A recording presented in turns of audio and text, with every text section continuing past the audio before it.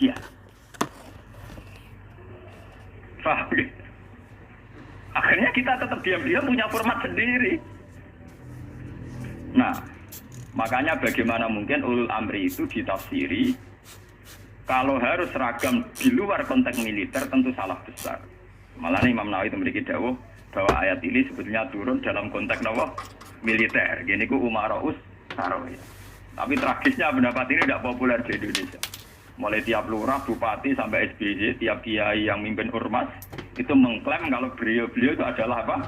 Ulil amri. Dan kita harus taat, harus tunduk. Paham ya? Itu kalau menurut pendapat di sini ya, niku awal yang dipilih. Artinya Imam Nawawi menceritakan 3 pendapat, tapi yang diprioritaskan di pertama. Biasanya tradisinya ulama, kalau yang dihikayahkan pertama itu yang diyakini, paham ya? Dia misalnya punya 3 hikayah pendapat, ya kok yang diletakkan di pertama berarti yang paling apa? Diyakini. Itu biasanya tradisinya ulama kultural. Paham ya? Terus pendapat kedua, qala ba'duhum ta'atullah wa rasulihi wajibatun qat'an. Sudah jelas ya, kalau taat Allah Rasul pasti wajib. Sekarang kalaupun ulul amri itu adalah penguasa atau ulama atau guru atau orang tua, itu dalam keputusan Islam yang ijma. Ini perlu dicatat. Dalam keputusan ijma, Islam yang sampai nopo? Ijma. Bukan dalam keputusan Islam yang masih dikhilafkan. Dan tidak banyak masalah Islam yang ijma. Perlu dicatat, tidak banyak masalah Islam yang diijma. Misalnya sholat zuhur, paling yang diijma ulama itu hanya bentuknya yang 4 rakaat. Variasi sendal kepembok. Paham ya? Ndak kok si tangan nggo ning isole udel apa ning iga sing jare ilang mergo dicolong Adam keluar iga dikene sinten? Awak mindol ilahi harus ditutupi nak sendal. Sendal kembok hadis kondi iku yo pirang-pirang. Paham ya? Ora salate wong Pakistan ngeten kenceng. Wong Nabi nate dawuh nang salat sedekap itu seneni. Maksudnya tanganan beno koyo biasane, dadi ngeten. Fat. Wono hadis nak cara riyen guru kula nate cerita. Nak salate wong Turki apike jajan dasinan. Kejare Nabi, kowe nak salat kudu ala ahsani hayatikum, pada baju terbaik kalian. Sarung identik mbek wong nganggur. Paham ya? Berarti kena sholat sarungan, berarti sowan pangeran dengan pakaian pengangguran. Paham ya? Mereka sarung itu gue kemulan, gue nyolong pelem. Gue tabok dadu. Makanya orang Turki itu meyakini sholat yang baik itu pakai baju kehormatan. Iku sing gue sowan presiden gubernur. Dulu atau Mesir, tenggene Turki. Wong sholat mesti dadinan celananan. Paham ya? Karena Nabi hanya pakai aturan umum ala ahsanin apa? Hayatikum. Sehingga pernah ada ulama hadis besar di Al-Azhar itu khutbah dia dasinan tidak pakai peci. Ditanya itu tidak pakaian mainstream yang di Mesir, ulama Mesir. Dia bilang ini ahsani hayatikum, ini keadaan terbaik saya. Paham? Jadi kalau pakai ukuran itu tentu kita sholat pakai sarung identik dengan pakaian istirahat. Kemulan. Menon awong kota yang biasa celananan nganggo sarung bedak ning jeding. Bedak ning kamar napa? Mandi. Tentu itu pelecehan. Nganggo teori ini. Dan itu banyak ulama yang anti, betul banyak. Kalau sampean di Turki, di Pakistan, di daerah-daerah yang meyakini itu pakaian pengangguran, itu kriminal betul. Karena siarnya begitu, nggih, tradisi siarnya begitu. Tapi kalau di Indonesia, untuk daerah tertentu juga ada semua Indonesia. Sarung itu identik dengan pakaiannya santri. Ya sudah kita sarungan ala santri. Tapi coba kalau di Malaysia, kayak Mahathir Muhammad, dia pakai celana, sarungnya disampingkan. Dan itu ala ahsanin apa? Hayatikum. Tapi di Indonesia sama tak gitu, ketoprak tapi. Nah ini contoh. Lah yang kayak begini tidak mungkin masuk kategori wajib taat karena variannya tidak ijma gitu loh maksudnya. Saya paham ya? Tidak mungkin kita taat sama guru, sama penguasa yang variannya begini. Karena tidak pada level nopo ijma. Paham ya? Mulane kula nu tak wiling-wilingan, kula ngerti takoki santri kula, nak salat cepet. Ya sing wajib pokoke itu juga dari subhanallah terus sujud. Pokoke sing ijma tok kula niku pokoke standar sing cepet. Kulo wiling-wilingan sunah Nabi mesti tok. Kulo sering labenan putih tok, wiling-wilingan sunah Nabi. Mergo kulo cobaan gak mungkin. Daripada ora blas, wae wiling-wilingan Nabi seneng pakaian putih, kulo seneng putih, ngoten nunggu wiling-wilingan. Kulo paling ra seneng klambi batik jujur. Kulo Nabi paling ra seneng klambi sing corake ruwet. Mergo Nabi nate diajeki batik iku menolak karena corake napa keruwetan. Jadi talbun lahu a'lamu cara Indonesia napa? Batik. Karena itu untuk zina. Biasanya kalau dalam tradisi Islam yang untuk zina itu perempuan, apa? Makanya desain klambi takwa itu tidak ada yang batik karena memang kalau yang kaitan takwa itu identik dengan polos. Niki cerita sunnah loh guys. Artinya tidak ada yang saya kritik biasa, apa standar. Nah ini cerita ala asani apa? Ala asani hati. Tetapi yang menjadi masalah, kalau nanti diskusi kiai, tapi masalahnya ini loh, kelambi wong Indonesia paling jangklau itu hormatan itu batik. Makanya banyak kiai-kiai yang sholat Jumatan malah milih nganggo batik. Alasannya Jumatan disunatkan pakai putih, kalau tidak baju terbaik. Nah kadang batik itu menempati kasta terbaik. Tapi sebetulnya itu keruwetan. Masalahnya itu ada variannya itu, varian coraknya itu yang lahu aklam, yang variannya apa? Di keruwetan, apa? Keruwetan. Tapi apa-apa, tiga ya apa-apa. Yang penting rawuh. Lah yang kayak begini itu tidak mungkin menemukan format ijma, sehingga tidak mungkin kita wajib toh. Ini catat ya, tidak mungkin kita wajib toh. Sehingga tidak perlu santri Indonesia yang mondok Mekah terus mulai jubahan, ya tidak perlu. Yang mondok India terus nganggo turbus gitu kan perlu. Sing di kiai kemal-kemul jubuhan, orang ganteng Faisal jubuhan, ada sini wong. Nah gurumu nih Mekah jubuhan pantas ganteng gagah. Aku wirang puasa keriting jubuhan. Mesti pikiran wong pertama punya orang arah darani sunnah Nabi. Panyebeng tapi mesti wong ora sida nafsirno sunnah tapi nafsirno sing ora. Paham ya? Terus menyangkut varian-varian yang terus begitu. Lah termasuk yang diijma'i ulama yang paling sensitif tentu masalah nikah. Itu mulai dulu sampai sekarang kita harus syukur sama pemerintahan Indonesia. Delala kersane Allah diputuskan sepihak. Sebetulnya sepihak loh, saya ulang-ulang sepihak. Format nikah di Indonesia ngikuti mazhab Syafi'i. Itu harus ada wali atau pengganti wali. Dan dua apa? Itu berkah betul bagi Indonesia. Delala mulai pemerintahan Belanda. Karena zaman Belanda sendiri itu urusan nikah, tolak, waris, sama wakaf itu juga sudah diserahkan apa, ulama-ulama apa, Islam itu mulai zaman apa, Belanda sampai sekarang. Karena nikah itu yang ila darajatil ijma itu hanya berapa? Jika ada varian-varian mazhab kayak Dawud Al-Zahiri, di Syiah sendiri ada mut'ah. Terus di Indonesia sendiri saatnya ngomong sing wis ra kuat ngebet terus akhirnya nganggo khilah-khilah napa mut'ah. Dasar ngajine Dawud Al-Zahiri wis khilah-khilah dhewe. Termasuk dia nanti ono kiai terkenal gegere ra karuan perkara mut'ah ambek janda populer. Itu memang repot. Tapi apapun repotnya itu tidak boleh divonis zina. Apapun repotnya, sampai jangan pernah menvonis itu napa. Ya kalau tidak cocok, tapi jangan pernah menvonis itu zina. Karena aturan main dalam vonis, dalam sanksi itu ngendikane Nabi idraul hudud bisyubuhat. Fa innal imama la ayyukhti abil afwi khairan min ayyukhti abil uqubah. Coba cari jalan terbaik yang paling bisa ditahmilkan, bisa dimumungkan. Karena seorang imam salah dalam mengampuni itu masih baik daripada salah dalam membuat hukuman. Salahnya pura itu cek bener. Salah tangkap itu ngeri, paham ya? Nah salahnya pura orang arah masalah. Globalen. Jadi kalau masalah-masalah sing ila darajatil ijma, tentu ulama wajib diikuti. Dan menyangkut sholat yang ila darajatil ijma itu bisa dihitung. Paling itu tadi bentuk subuh 2 rakaat itu ijma. Kunute wis ora ijma. Kunute pun mboten apa? Ijma. Bismillah mboten ijma. Sampe sholat nang Masjid Mekah nek haram ora ngarang wong maca napa? Bismillah. Jare wong Syafi'i ta ora maca bismillah.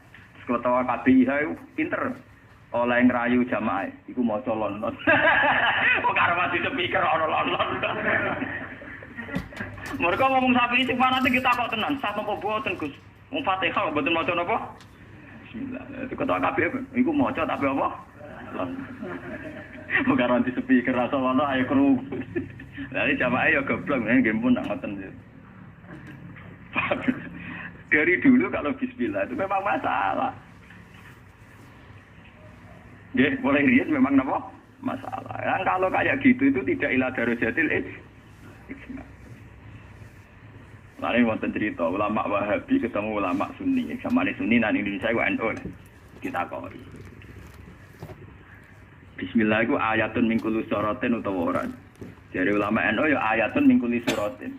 Ya mesti kiyak tau NU. Ditakoki wong Wahabi, kowe nek nulis kul wa ahad iku mulai angka 1 ayat 1 ku apa? Ya kul wa ahad iya nak mulai ayat ditulis mulai bismillah. Ora ana tulisan Quran bismillah ditulis ayat sitok.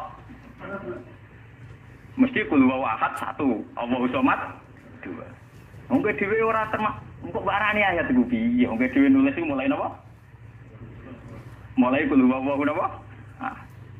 Tapi ulama Wahabi kalah sitok ning Fatihah. Khusus Fatihah itu sebetulnya dalam ini ulama Wahabi itu pasti salah. Khusus Fatihah itu memang mulai dulunya dulu zaman ulama hadis. Khusus Fatihah itu bismillah ayatun minha. Ya, ayatun minal Fatihah. Makanya Qur'annya Wahabi sekalipun itu untuk Fatihah bismillah itu sudah punya angka apa? 1. Khusus Fatihah loh ya. Akhirnya tahu neliti, menyerah tahu paham. Mulai tuilik ngapal Al-Quran nganti lari semaan ora paham. Oh, ora bakat seneng ilmu. Khusus bismillah di Fatihah itu sudah ditulis angka 1. Karena dulunya dulu khusus Fatihah memang bismillah itu ayatun minha. Paham ya? Tapi di selain Fatihah jelas enggak sampean lihat. Di semua Quran seluruh dunia. Mesti bismillahirrahmanirrahim tanpa ada tulisan ayat. Baru kul a'udzu birabbil falaq ada 1. Paham ya?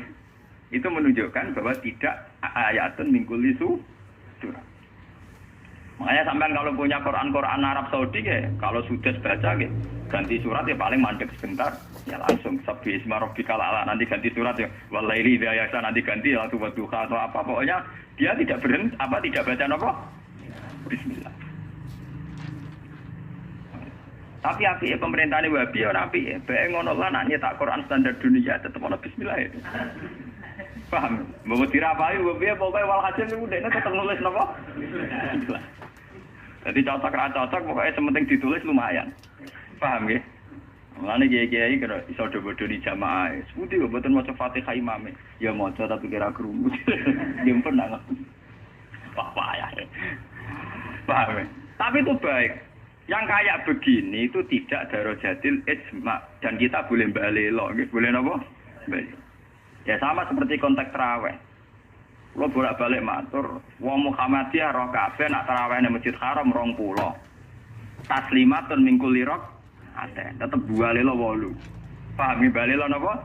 8. Wong NU ya roh kabeh nak nang Mekah Madinah ora ono kunut. Tetepe balelo napa? Kunut. Paham. Paham ya? Di Muhammadiyah balelo ning tarawih, NU balelo ning itu sah secara ilmiah karena tidak darajatil ijma. Ya sah itu secara ilmiah apa? Sah. Apa contoh diterusno urusan poligami, tapi ekstrem. Poligami nggih ngoten. Wong roh kabeh, nak sahabat-sahabat itu garwane ana sing 16, ana sing 10. Tapi wong Syafi'i meyakini maksimal 4. Wong yo ora kabeh nek Sidina Ali misale dibojo nganti 16. Raja-raja Mataram malah 32 6. Padahal iku Khalifatullah pranata napa? Ya wong ya artinya kita ini itu tidak ila darajatil isma. Kamu menvonis zina pasti salah. Jangan mentang-mentang kamu Syafi'i orang Islam yang menikahi di atas mat kamu vonis zina pasti salah. Vonis kamu pasti salah, kriminal vonis kamu. Jangan mentang-mentang Syafi'i kamu menvonis zina siapa yang nikah fawqal arba.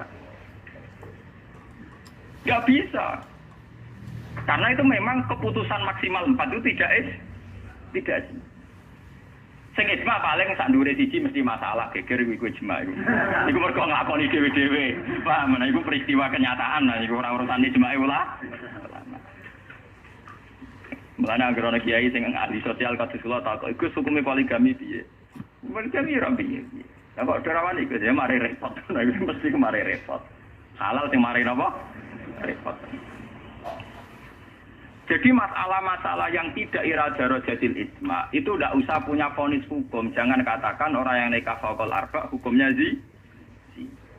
Itu juga menyangkut Jumatan.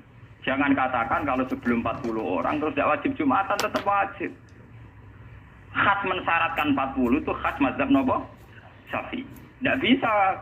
Misalnya di desa-desa terbelakang banyak yang jumlahnya belum 40 dan mereka tetap harus Jumatan.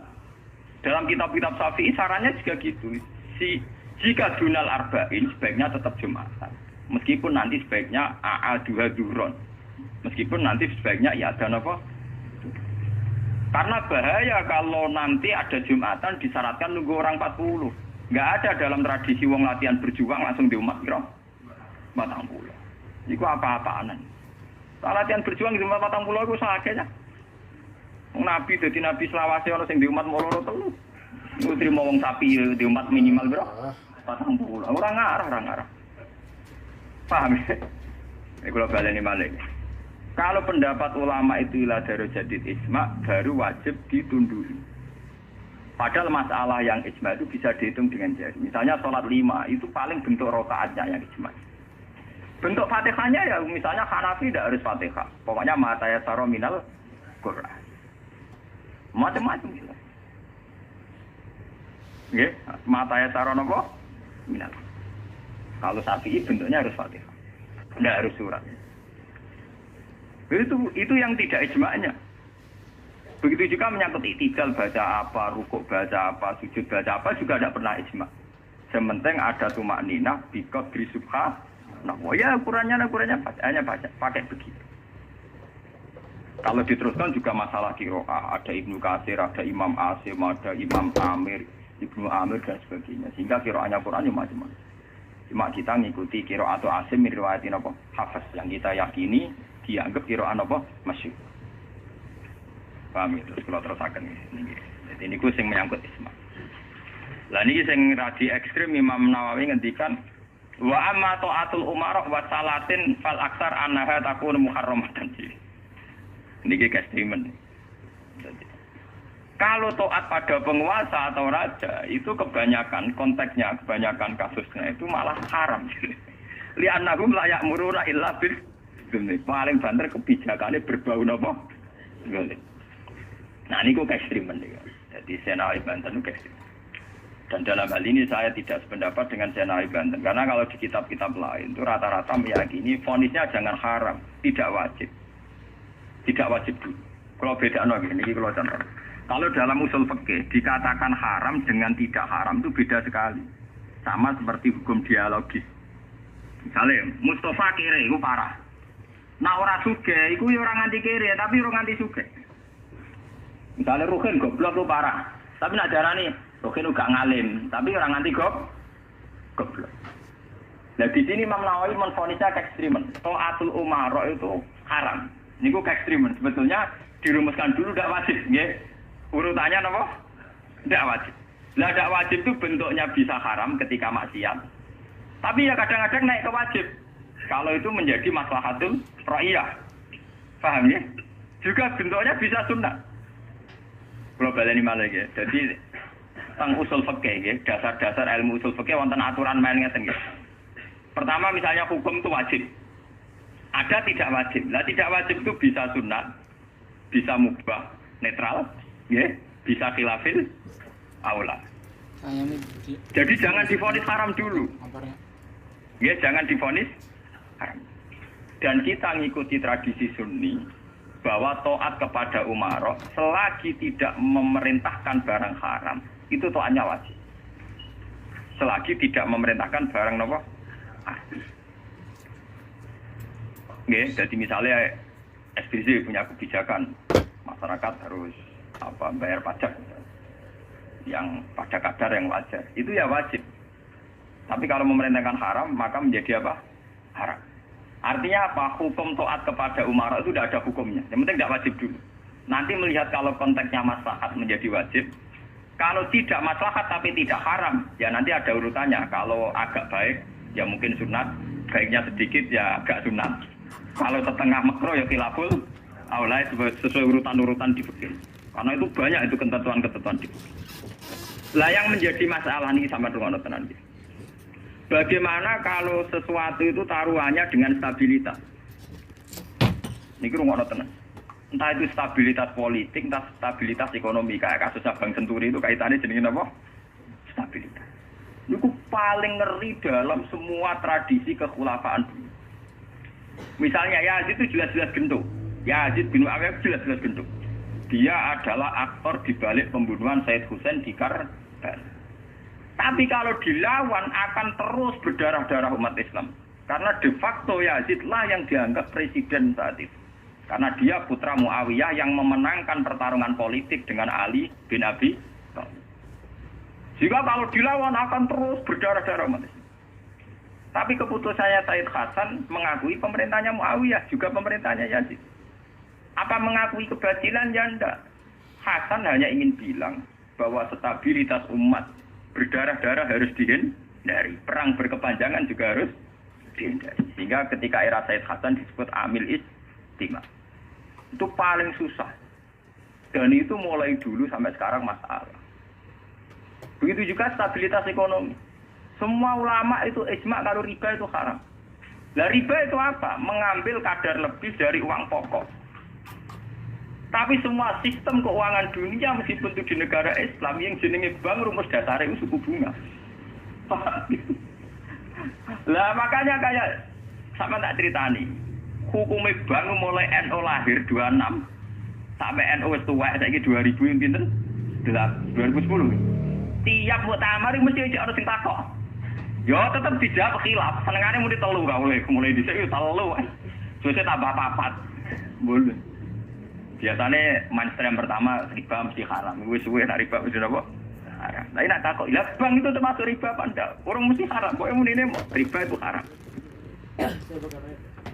Kalau ceritanya ya. Karena kiai-kiai yang meyakini riba haram itu betul. Kalau riba haram itu betul. Tapi kalau yang meyakini bank itu riba itu tidak mesti benar. Bank loh. Ya. Karena begini. Dulu ekstrim-ekstrimnya kiai tenggene Indonesia termasuk Kiai Turehan Kudus. Termasuk guru-guru saya ekstrim. Ini kemauan sempat fatwa khusus bank negara itu boleh. Masih bilang gitu. Lihat di keputusan-keputusan gitu. Yang masih punya ruang boleh bank apa? Bank negara. Alasannya dalam sistem moneter modern tidak bisa menghindari yang namanya bank. Meskipun rumus bank tentu suku bunga atau melibatkan bunga. Tapi yang boleh itu kadarnya kayak apa? Tentu ad-daruratu muqaddaratun biqad. Ada aturan sesuatu yang nggak bisa dihindari. Misalnya kasus deflasi atau mengalami pengurangan nilai tukar. Misalnya begini. Tidak mungkin kan orang yang punya uang tahun 82 juta. Yang saat itu adol sapi gede. Orang nabung di bank 2 juta tahun 80. Tentu 2 juta itu jual sapi besar. Regane rong. Kan nggak mungkin 2010 sing sapi disepakati rego 8 juta. Tetap dibayar rong. Paham ya? Masa yang kayak itu termasuk riba? Toh tidak keluar dari Rasul Mal. Rasul Mal dulu 2 juta kan aslinya sapi itu. Bagaimana mungkin kamu katakan itu keluar Rasul Mal? Rasul Mal sapi regane 2 juta tahun 80. Saiki sapi tahun 2010 mesti regane misalnya 10.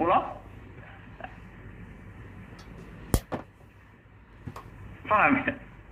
Lah nek 8 juta mbok anggap riba. Lho Rasul Mal apa sapi? Sapi nek saiki regane 10 juta. Lha iku sing dadi masalah ulama. Makanya dulu ketika rektor Al-Azhar sing jenenge Muhammad Saltut, kenapa Saltut itu populer di dunia akademik?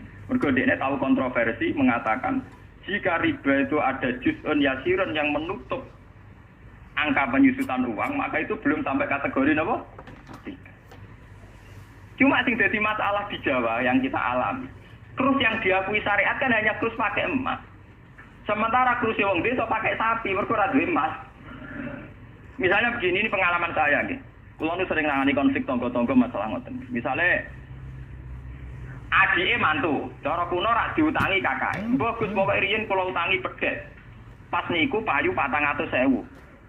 Tahun 80. Saiki tukarane wis ra rukun tahun 2010 kiyaine wis aku.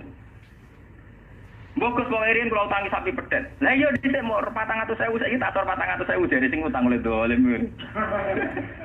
Ana saya tok pitik telu.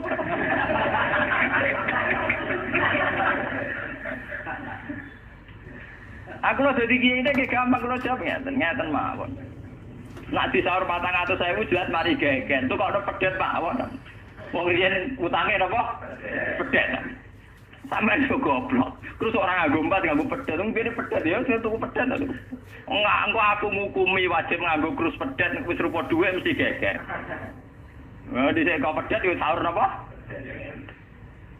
Sekarang tetangga saya itu banyak yang haji. Itu gara-gara krusnya sapi. Dulu mbah saya itu namanya Mbah Sidik. Itu haji ku entek sapi 16. Sekarang itu wong-wong darani haji ku murah. Dulu keluarga saya haji kula menangi gek cilik, keluarga kula haji mau bayar 7 juta. Menangi malih haji 14 juta. Pas bapak kula haji 2003 niku 33 napa? Juta. Tapi wong desa muni darani haji saiki sepakat murah. Mergo nak nganggo sapi. Mergo dhisik sapi entek sapi 16. Saiki 30 juta lah entek sapi 4. Dadi wong desa nak darani haji saiki luwih murah dibanding dhisik. Artinya apa? Rupiah yang melonjak itu tidak ada pengaruhnya dalam kursi wong desa. Mergo dhisik 7 juta entek sapi 6, saiki 30 juta entek sapi 4. Bagaimana Anda bisa menvonis riba dalam konteks-konteks seruwet ini ekonominya? Paham ya? Mesti wong ra paham nak wong fikih ngukumi riba iku sak perampangan. Ya mau mikir maksudnya ra paham. Paham ya?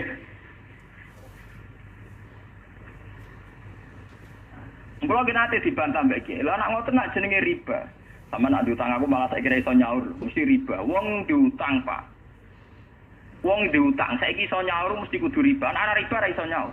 Nah contohnya piye? Nah, misalnya sampean diutang aku 10 tik, saya ini golek duit 10 kangelan, mesti buat sahur 100 rupiah riba loh kamu nih. Iya toh, misalnya orang dulu punya pecahan 10 rupiah, diutang 10 rupiah, saya ini ruhin nyaur iki, golek pecahan terkecil saya ini 100 rupiah. Nyusui ra iso lho. Wong pecahane 80 ya ora ono. Apa riba itu misalnya? Paham ya? Kalau riba itu persis nilai intrinsik, nilai nominal uang, tentu masalah. Tentu apa? Berarti uang diutang 10 sen atau 10 rupiah kudu disaur 10. Golek ini ning ndi? Paham ya? Nah ora susuk barang riba lu nyusui dhuwit 100 rupiah, golek 10 rupiah, 80 nggih. Piye carane? Malah dadi ulama gelem mikir. Paham? Nah yang kayak begini ini masalahnya itu repot. Kalau sudah menyangkut stabilitas, entah itu politik, entah ekonomi, pasti itu repot. Ini kasus-kasus ini kasus Bank Senturi, kasus masalah intelijen itu kalau pertimbangannya stabilitas politik ada intelijen, stabilitas ekonomi ada permainan bank, kudu ono LPS, buah ono KKS, gak mbah ngono bulat. Padha untuk stabilitas kiai yo ngono, antar kiai rapati ngalim kudu dilindungi, ku ngono ya kiai. Nah karena semua itu demi stabilitas. Jadi aku ditakoki wong, cara jenengan Ki Mustofa Nis Budi sak jawab ya wong apik. Tapi kok nate ngeten-ngeten ya wong tahu salah tapi tetep wong apik. Itu demi stabilitas. Kalau mau tidak percaya pada kiai tinggi juga repot agama iki, paham? Paham? Orang mau bangko yang kalau nggak ada motif percaya ono ras. Podo kalau dukungan masyarakat ke kiai rendah kita ya repot ngurus agama gini apa? Nang takoki kiai sapa itu ora jelas budi apik ya mending. Tapi kok ngene-ngene Gus ya tetep apik di bangku ya bener. Aku lah sering disewani tiang-tiang, ono kiai terkenal apa di togo-togo desa nggo terkenal apa kono jenenge fitnah ya macam-macam, mbok fitnah mbok tenan mbok napa alam. Ono kiai kok kelakuane ngene-ngene terus ya ben apa to. Sing diarani kiai kok apa? Kiai ku wong sing mimpin salat. Nek pancen salat itu pas kiai, lha di luar iku kowe ra ngekno ora apa-apa. Sesuai kiai ini kadang-kadang tuh anakku, walah Gus kula difitnah ngeten. Ku yo goblok. Mung kiai kok di luar urusan sholat. Yang penting ku anggere sholat ke rukuk umat makmum rukuk kabeh. Pas kowe sujud kabeh iku jenenge kowe pas nyai. Paham nggih? Di luar iku 50-50. Wong aku sing ngalime perasaanku ngono kok kowe kok repot. Ya bisa.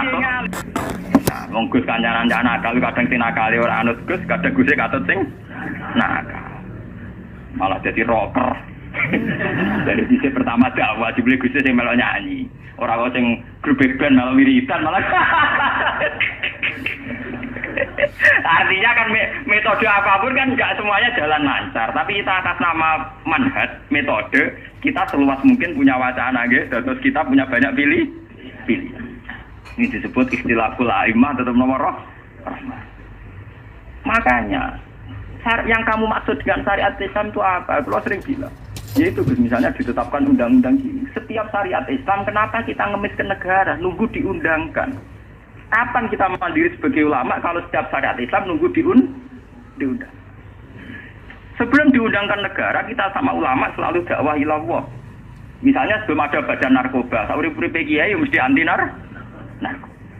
Sebelum ada undang-undang misalnya tentang kawin, perkawinan, sauri-uripe kiai nak kawin mesti goleki wali. Nah, ana tanggane kawin digoleki syahid, digoleki napa? Wali. Kenapa setiap syariat Islam kita ngemis ke negara? Dulu ketika pembubaran Ahmadiyah juga kita ngemis ke negara. Tanpa itu pun kita sebagai ulama tetap anti napa? Ahmadiyah. Lah nek saiki misale tokoh Ahmadiyah kalau menarik timbang kowe, lah saiki kowe lomonti mbek kiai kono. Kowe kali-kali nyalahno awake dhewe barang. Mun nang kalah lomo ngono ae. Bagaimana mungkin kita dakwah nek kiai sunine medhit, kiai non sunni lho. Ketika wong lari ning aliran dari aliran apa ses? Engko kan nanti hisab pangeran iku mlayu perkara kowe medhit ora perkara apa-apa, ora lara. Paham nggih? Ini masalah. Makanya kalau baleni malih. Syariat Islam itu komplit, termasuk aturan hak dan batil, tapi juga aturan dakwah. Makanya kalau terima kasih sama ulama-ulama sekarang itu, sekarang ada rumus, ada fiqhul ahkam, fikih yang menentukan hukum, ini haram, ini halal, ini mubah, ini khilafil aula. Tapi juga ada fiqhul dakwah, di mana dalam sebuah proses diperlukan satu toleransi, jenis nama fiqhul dakwah. Dan itu penting kita kaji. Karena dalam sejarah Makkiyah juga begitu, dalam sejarah apa Makkiyah. Ketika periode Mekah, zina itu tidak pernah halal. Kamu catat, zina itu tidak pernah halal. Maling juga tidak pernah halal. Tapi ada periode 13 tahun di mana Nabi tidak sering ngomong haramnya zina, juga tidak ada hukuman bagi pezina. Artinya apa? Tidak mendesak untuk membicarakan urusan zina, urusan maling. Karena yang mendesak saat itu urusan tauhid. Misalnya kamu dakwah di NTT, tentu yang penting umat diajak ke logika bahwa tauhid itu lebih benar ketimbang trinitas. Ya hanya begitu saja. Kamu tidak mungkin langsung masuk ke urusan zina, maling, gento dan sebagainya. At-tadrid fi sunnah, proses dalam sunnah itu juga penting. Ini tahapan-tahapan dalam proses dakwah. Lah fatwa ulama itu termasuk fatwa yang begini-begini ini. Makanya dalam semua sejarah wali ini catat, mesti ada ulama formal, ada ulama yang ora formal. Dhisik ana ulama sing pro syariat kayak Sunan Kudus. Wah, selawase ra cocok bisa nang Kali Joko. Kok Kali Joko pokoke wong Islam wis bener, mulane penggemar yang Yogyakarta. Termasuk ora usah salat dari salate Mbak Kali. Atine wis salat. Wala kan boyo lali Solo 3 Klaten Jogja empuk kono. Sunan Kudus kafir cara dene. Selawase ra cocok. Ya tapi bagaimanapun, bagaimana mendakwai orang Islam kawasan Jogja, Klaten, Solo, golongane tingkir, kalau tidak model Kali Joko.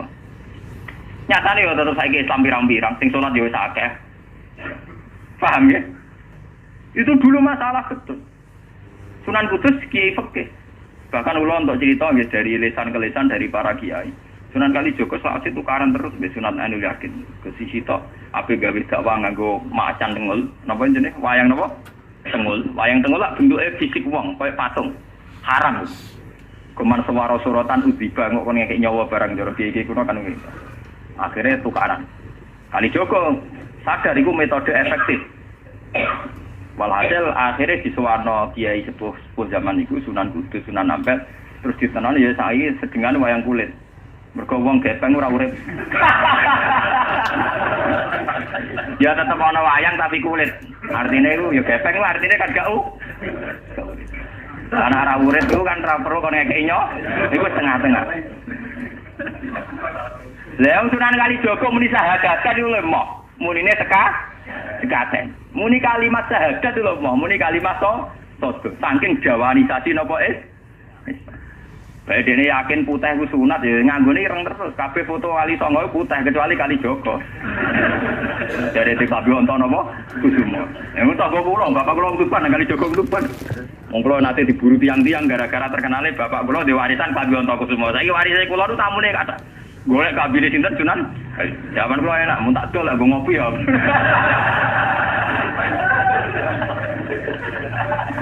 Mau Gus barang apik tiba didol nggo ngopi. Sing duwe aku terserah kula kan. Oh ngenyawang tenan wong alim dijak bakat ono Kusumo. Payah tenan. Mulai dulu Abu Yazid Al-Bustami juga begitu. Mesti ada ulama yang di kampung-kampung. Sama tak ceritani ya, biar ulama syariat tidak terlalu ekstrem. Zaman Sayyidina Umar jadi khalifah. Khalifah resmi yang ditunjuk para sahabat. Dan saat itu belum banyak konflik. Ya, belum banyak apa. Itu Sayyidina Umar mendapat amanah dari Rasulullah SAW. Umar, saya punya umat. Dia adalah orang terbaik di zamannya. Saya punya umat, dia adalah orang terbaik di zamannya. Namanya Uwais Al-Qarni. Kalau kamu ketemu dia, salamku untuknya. Dan kamu harus minta doa supaya husnul khotimah. Terus dari Umar, pakai Fabi. Pulang ngertosis pundi. Dia udah penyakit baros. Fa'adhabahuwah ilamu diadirham. Walhasil nenggone katifil aisar ada bekas penyakit baros tinggal tak apa? Tak koin gitu. Orang ini apa? Tak koin. Ini kalau dia punya ibu sendiri hidup di kampung Angon Wedhus. Walhasil Umar tiap ana tamu ya diblodori. Paham ya anggar sing raine mirip-mirip ngono iki. Nah ora kutil kan maksudnya itu. Ora mau diatur. Mboten iki kula cerita ben sampean ngerti. Walhasil akhirnya suatu saat itu rombongan Uwais Al-Qarni dari Qurun Al-Qarni. Niku sowan Sayyidina Umar. Ketika ketemu sesuai sifat itu, Sayyidina Umar nangis juga. Mas Al-Qarni mboten purun. Walhasil akhirnya yang memerintahkan ini Rasulullah. Juga Al-Qarni purun nangis terus itu. Lalu sing antik apa? Sayyidina Umar tanya, "Ya Uwais, saya ingin waktu supaya kamu mau ketemu saya." Tidak ya Umar, ini harus pertemuan terakhir. Ini harus pertemuan apa? Terakhir. Walhasil semenjak itu tidak ketemu lagi sama Umar. Artinya apa? Dan itu saya yakin, sama tidak usah anut kula, keduren anut makom kula. Dan resiko, sama harus dirawani. Artinya begini, ketika orang dengan izzatil Islam, ini catat betul. Misalnya wong jadi kiai gede, kados kiai kula, misalnya kiai Memor, kados Hasyim Muzadi, kados Gus Dur, kayak kiai besar. Jangan-jangan nikmatnya jadi kiai besar. Oleh umat loh, oleh umat tidak oleh mereka ya, jangan salah paham. Oleh umat ditafsirkan wajar dong mereka senang jadi kiai, di mobil mewah, di duit akeh pengaruhnya gede. Misalnya Habib Lutfi, orang-orang punya pengaruh, Ki Hamid Pasuruan umat. Artinya apa? Mereka aku yakin mereka orang-orang soleh yang bisa nikmati keberhadiran Allah Subhanahu. Tapi umat tetap membaca mereka bagaimanapun ada fasilitas. Umar sebagai khalifah punya pengaruh, punya uang, punya otoritas. Bagaimana dengan fakta bahwa Islam juga mengajarkan orang hanya nyaman hanya satu dengan Allah, dengan kebenaran. Tapi dengan percontohan orang-orang kayak Uwais Al-Qarni, maka Islam utuh. Ada penjaga syariat kayak Sayyidina Umar, Habib Lutfi, Ki Memun, Ki Hamid Pasuruan. Orang-orang jadi sentral. Cara teori sosial jadi mercusu. Tapi ada orang-orang yang menunjukkan bahwa dia bisa bahagia hanya dengan kebenaran. Paham ya? Akhirnya umat kan enak. Lho kados kula nu ngrasakno tenan. Kulo nganti saiki rong tau jeneng imam masjid. Padahal imam itu sungkan. Kulo mboten nate pidato. Kulo anggere iso ya sing pasar be anak kulo dhewe kan mboten ngajak pengawal. Saya tunjukkan kepada umat bahwa ajaran Islam yang sebenarnya yang bisa membahagiakan adalah senang pangeran titik. Dan kewajiban dasar dalam Islam wong rumah anak. Soal pengaruh aku, saya ngomong ini jujur loh. Saya punya pengaruh kalau ngaji saya banyak. Tapi saya tahu betul yang kewajiban pada saya yang hakiki hanyalah saya pada anak saya. Awaladin soleh. Kau nonton hadis bakas santri. Rabbi habli min ladunka dzurriatan thayyibah. Ora ono tulaban. Ora ono ning Quran hadis bakas santri. Ketok tangan pun ono. Paham ya? Artinya apa? Kalau santri-santri